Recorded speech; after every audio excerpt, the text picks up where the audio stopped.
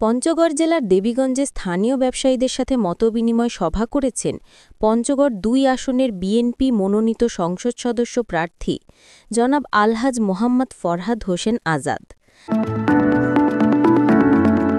আজাদ বলেন, দেশের অর্থনৈতিক উন্নয়নে ব্যবসায়ীরা হচ্ছে জাতির প্রাণশক্তি, তাই তাদের সমস্যাগুলো সমাধানে বিএনপি সরকার ক্ষমতায় এলে সর্বোচ্চ অগ্রাধিকার দেওয়া হবে।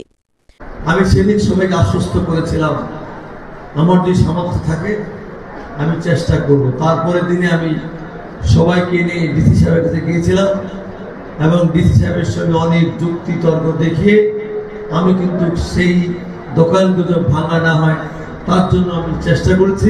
এখন পর্যন্ত সেই দোকানগুলো বহাল আছে নাকি? উক্ত মতবিনিময় সভায় উপস্থিত ছিলেন দেবীগঞ্জ পৌরসভার সকল ব্যবসায়ী প্রতিনিধি, স্থানীয় নেতৃবৃন্দ ও গণ্যমান্য ব্যক্তিবর্গ।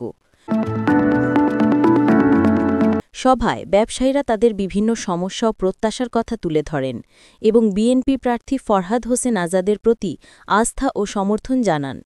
অনুষ্ঠানটি সঞ্চালনা করেন স্থানীয় বিএনপির নেতৃবৃন্দ।